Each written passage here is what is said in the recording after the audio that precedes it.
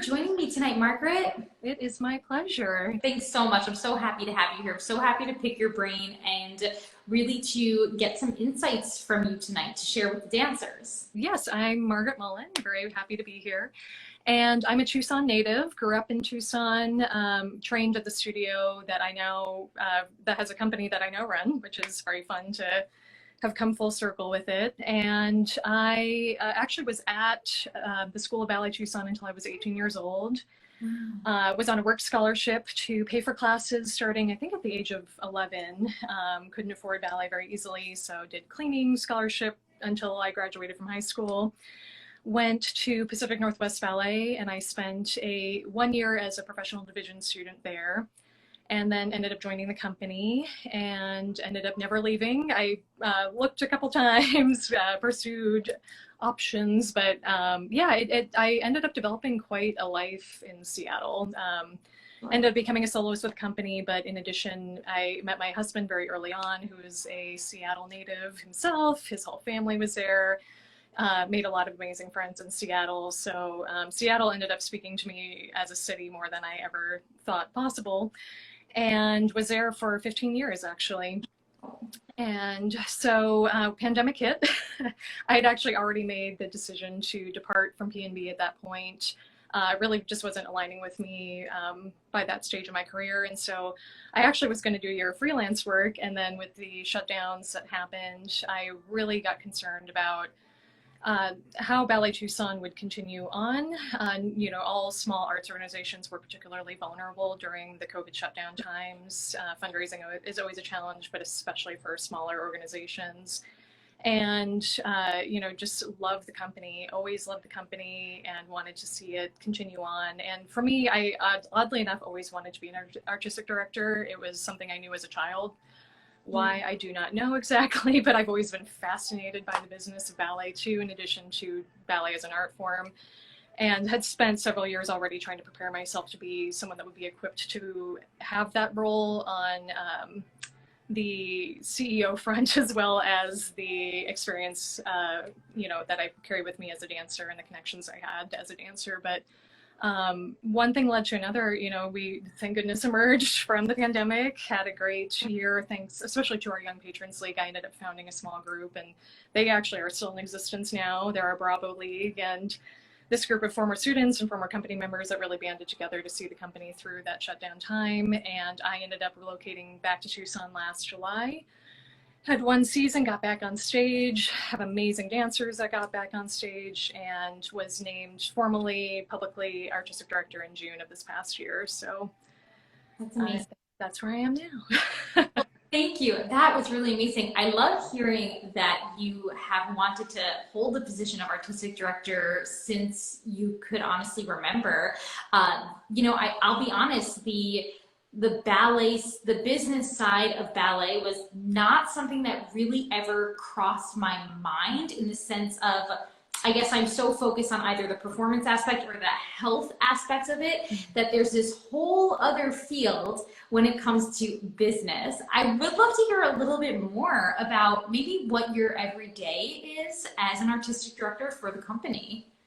I will say, I think my everyday as an artistic director probably looks different from companies that maybe are bigger than ours, as far as, we actually have quite a few dancers. We have 30 dancers. We're a decent sized company. Yeah. However, our actual administrative staff is quite small. So in an organization like Pacific Northwest Ballet, where I danced, they have a huge amount of infrastructure, a huge amount of staff. The roles and responsibilities are divvied out between many more people than we have. But in a way, I kind of like it. It's always, every day I learn something new. Every day I'm challenged. There's always something to improve upon. There's always something to dive into. And it keeps me very mentally agile, which I appreciate. And really, every day runs the gamut. For today, for example, I started off my morning by attending a course at the Community Foundation for Southern Arizona that I've received a ton of mentorship through. Really trying to emphasize my knowledge of fundraising. It was 8 critical trends in fundraising was the presentation, and that is a part of my role, is development work. So always trying to stay up on best practices. So started my day with that. I came into the studio, was popping in and out of rehearsals. We're in the middle of our choreographer showcase, so seeing what the company dancers are working on right now as they choreograph on each other.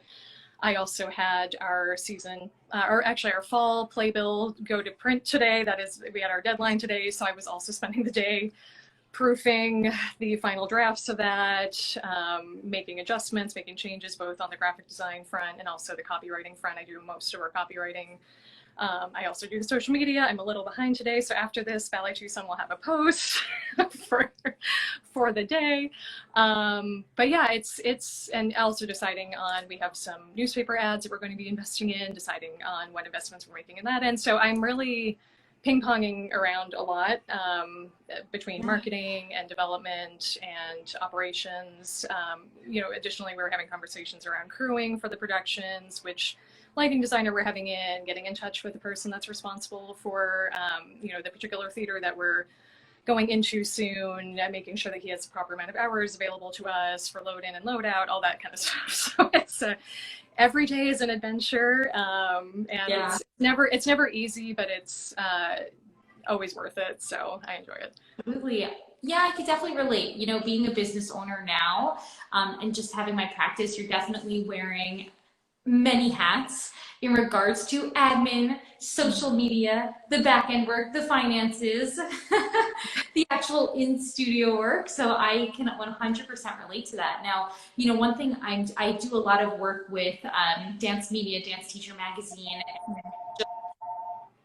and one thing I'm always doing is educating specifically about fostering environments that support sustainable careers for dancers. So I really would love to hear your take on this and your role as an artistic director in making sure that your environment over at Ballet Tucson is really fostering that sustainability of a career. I say that even more than just the word a healthy environment. I really love to focus on sustainability for dancers. So I'm curious to hear your thoughts on that. Mm-hmm.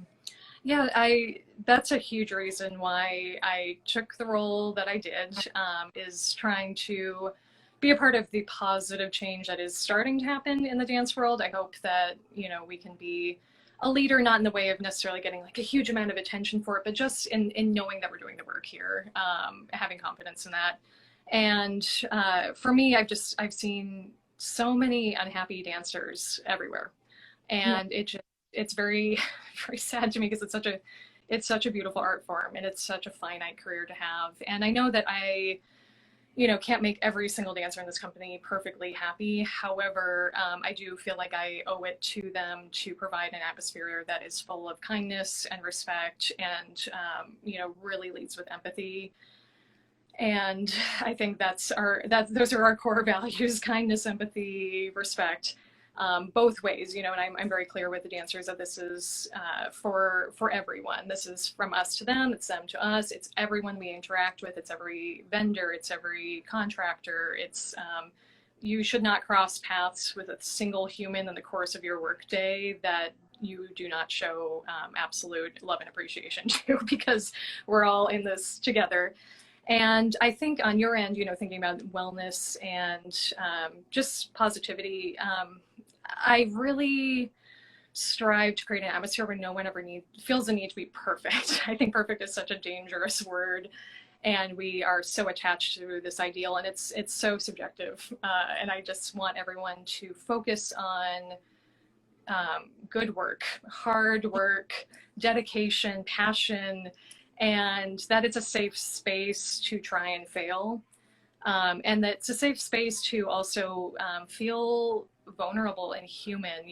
We had a dancer last week was our very first week back in the studio, and a couple days in, one of our dancers had a slight injury, and really nothing major, got checked out right away. And I just remember going into the studio, I heard it happened, was told by my rehearsal director, Brick Middlecoff, and went to see her, and she was kind of getting ready for rehearsal, and I said, should you be dancing right now? And she said, well, I think it's okay. I said, okay, but I mean, like, really honestly, do you think you should right now? Or should you maybe just watch today and see Allie, our physical therapist, and then let us know how you're doing after, and then we'll talk about whatever is next. And she's like, yeah, I probably should just be watching. She's like, okay, so you just watched today, that's fine. And the next day, she couldn't do either and just, was watching company class. She was getting ready to take company class again. I said, should you be taking class or should you be watching? And she said, I should probably, what did the doctor actually say? And just having that be okay. And I told her, the company had already started taking class. And at one point I just went over to her and said, just remember that how much you still have ahead. And Nutcracker is just around the corner. That's such a big thing that we, need everyone for. Maybe you rest now and work toward that. Just trying to, I don't know, become a little more grounded in reality around dance. Yeah, I don't mean to cut you off. First of all, your dancers are incredibly lucky to have you. Just incredibly lucky to have you fostering this type of environment, because one thing that so many dancers struggle with is the wanting to strive for perfection, the idea that dancers should be superhuman, when in reality, all that's leading them to is potentially burnout, potentially an injury or a recurring or a chronic injury, right? Because even with those acute injuries, it's like if you don't take care of it at that moment, if you don't give it the rest at that moment, it's could potentially most often just turn into one of those recurring chronic ones. It's like you said, you've got Nutcracker in the near future. It's obviously, that's not going to, exactly what I mentioned earlier, promote sustainability of a dancer. And I get this with nutrition too from a lot of dancers that are like, because my approach to nutrition is, it's a non-diet approach. I'm a certified counselor of intuitive eating, where it's really identifying through self-discovery the foods that work for you, honoring your hunger cues, your fullness cues, your satisfaction cues, and not following or falling victim, I should say, to a lot of these wellness trends that end up being restrictive. And a lot of dancers will be like, but dancers need to eat quote unquote clean, or need to eat super healthy, or can't eat XYZ, can only eat ABC. And I'm like, but those restrictive habits, we know the science now that those restrictive habits are not only going to burn you out from a psychological standpoint, but are also going to, if you're restricting, if you're not eating enough, really going to impede upon your ability to physically perform and even honestly mentally perform in the future. So I think it's incredibly inspiring, honestly, to hear the environment that you're fostering over there. And I'm hoping that it can really inspire other companies to do the same with their dancers. Because at the end of the day, if you're not promoting a sustainable career, then what are you really going to have in the future, right? You're just going to have constant turnover, which isn't going to be super helpful. And maybe you can speak a little bit to that.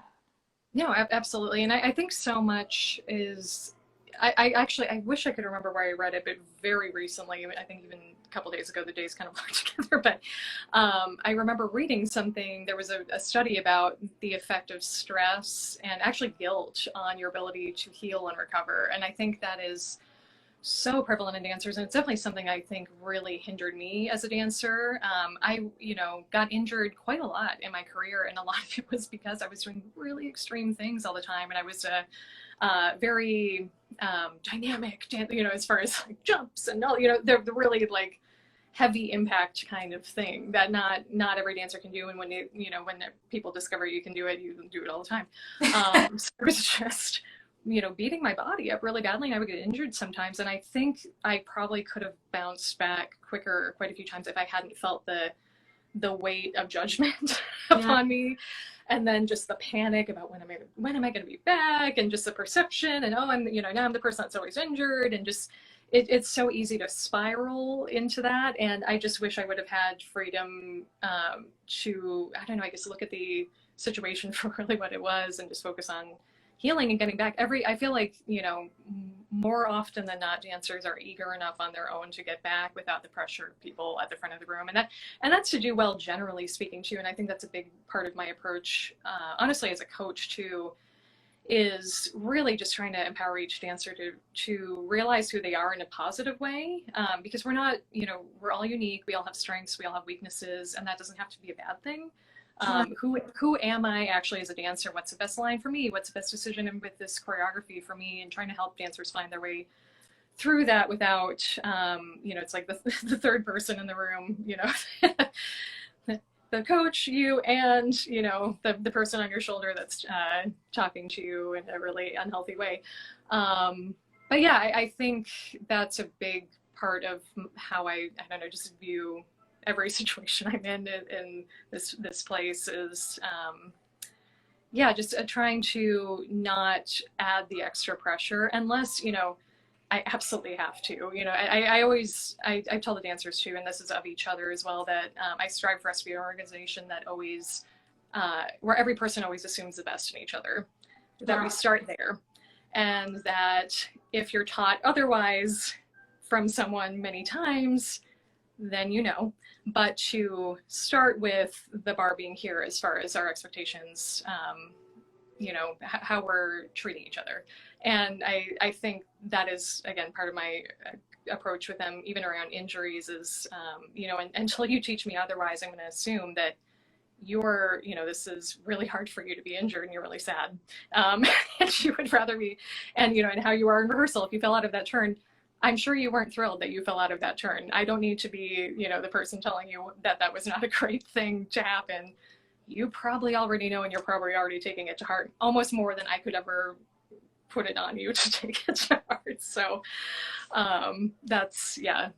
So there's a lot of parallels in what you're saying, and, you know, as you're speaking, these little boxes are being checked in my head in regard to like the nutrition end of things. So I'm just going to kind of go through the list. The first thing is that we have very similar in the health and nutrition world in regard to, within the research, what we see is that the negative implications of weight cycling. So this is like dancers who might be partaking in extreme behaviors or dieting type of behaviors, right? And maybe either losing weight very quickly, gaining weight very quickly, whatever it might be, that cycle imposes more negative implications than the potential quote unquote unhealthy food that they are actually trying to avoid and restrict. So I think that's very similar to what you're saying about stress having a negative impact on a dancer in of itself. And for many dancers, stress does lie in their relationship with food, believe it or not. So it's so important that we are, of course, cultivating these dancers to build healthy relationships with food, in my opinion, as most important before even talking about the facts of nutrition. And then the other thing, reducing the competition that could lie in the studio, because I think that there is a certain degree of competition that dancers have within them that they need to, when they get to the level of perhaps being in a professional company, they don't need any more competition. It's like, it's already in them. They don't need somebody to drive it or make it worse, right? They need someone to say like, hey, we need to start working as a team. We need to start assuming the best out of all of the dancers in the room because we need to work together. That's a huge missing link I find in this shift from when you're like dance student versus professional dancer. It's the realization that the dancers you're working with are your teammates, that they're not your competitors. And I think that's a really important aspect for young dancers to realize. Yeah. And it, you know, and it is hard. It is, you know, it's cultivated in certain environments. I was explicitly told once that I was in direct competition with some other dancers. And it was, as a self-conscious, nervous dancer anyway, did no favors for me in my performance quality. And just, you know, no, I have a very deep-seated goal of not perpetuating trauma as a director. And there's a lot to unpack in this field, unfortunately. And again, in spite of it being such a beautiful art form, and I always try to think of how, you know, how can I stress enough that there is nothing to be gained for any dancer that enters this company in playing a comparison game. I am not, my associate artistic director is not. Every decision we make for a dancer is based on that dancer. It's, you know, if they are right for a part, if, you know, how they've been dancing, the things that they are good at. It is never, how does this person look in comparison to this person? Okay, these two people, let's put that one. It's just, it's them.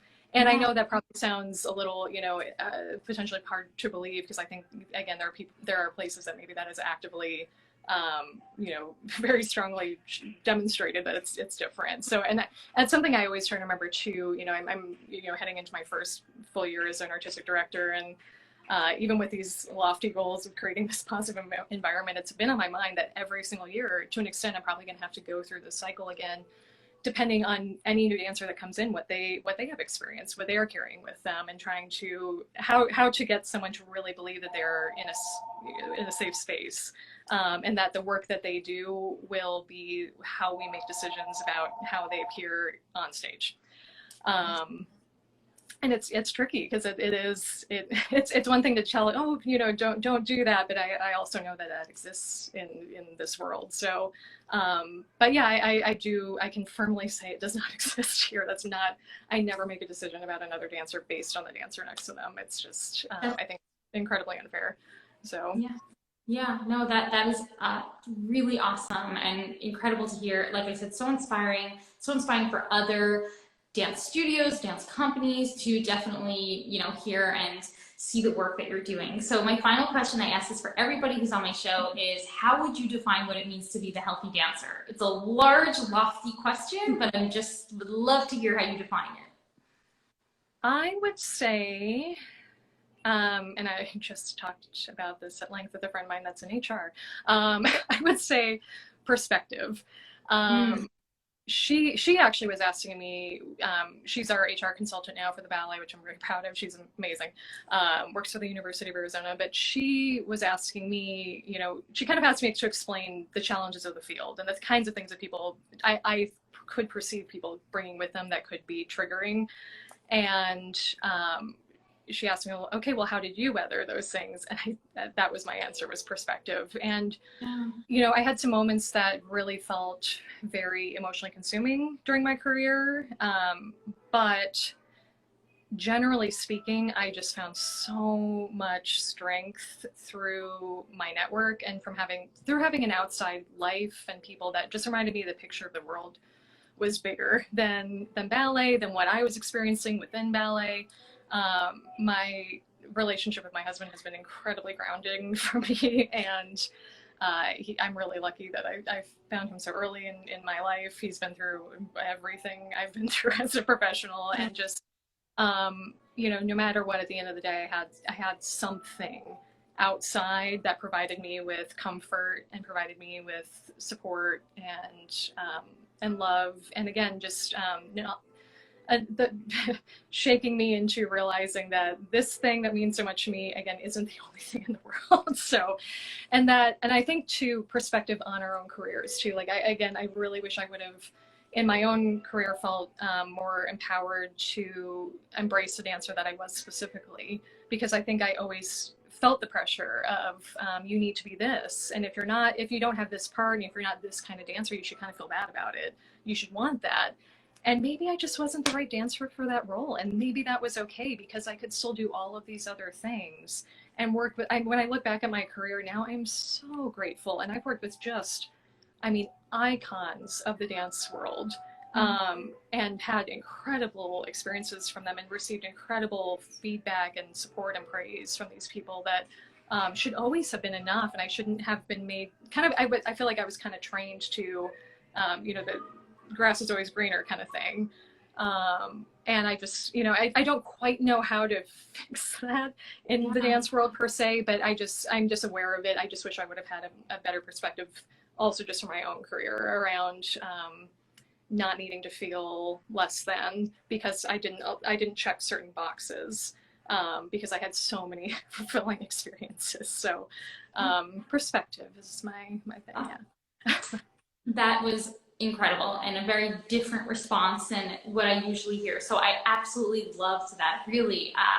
And it's can really be taken, as I'm listening to you speak, I'm thinking about things that have actually just happened in like my recent personal life with like my son and his sports situation and not getting onto a team. And long story short, we've come to realize that like these I should say experiences that can sometimes at the moment feel so limiting are actually major opportunities for us. And I know that it can sound so cliche, but if you really do come to terms with that reality that, there's so many ways to say this, right? there's no failure, there's just progress. There are no mistakes, there's opportunities. But if you really do try to have these perspective shifts, you can flourish so much more in what you're doing, whether it's in the studio or whether it's just in life in general, because having such a limited mindset where you're striving for one thing into that 200%, right? I understand that dancers need to have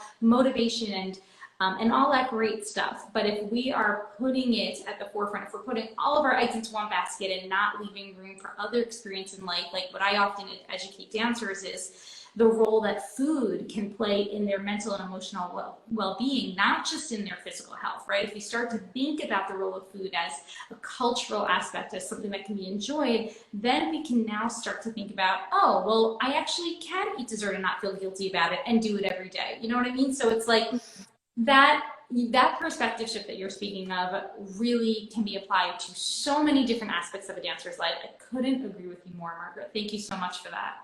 No, absolutely. And truly too, you know, I'm at the end of the day, now that I'm in this seat in particular, I'm really grateful for the challenges because I carry them with me in the way that I acknowledge them and want to choose to do things differently. So I have a base.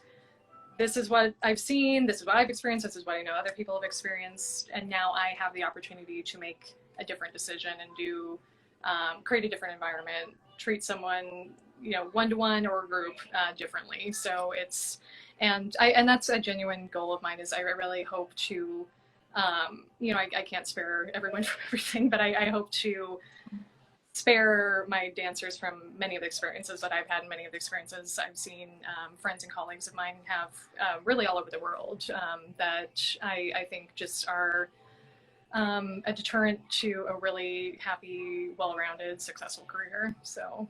Yeah, absolutely. And so many parallels, again, just in a dancer's relationship with food and doing what I can to educate about not falling into disordered eating behaviors and things that I've experienced in my dance life. So I really, on a personal level, understand everything that you're doing. I cannot thank you enough for being such an incredible figure in the dance world, truly. And thank you so much for joining me tonight. Your insight really was incredible and beautiful, all at the same time. Thank you. Thank you. And thank you for creating a great platform for people to share things like this. I really appreciate being a part of it. So thank you. Of course.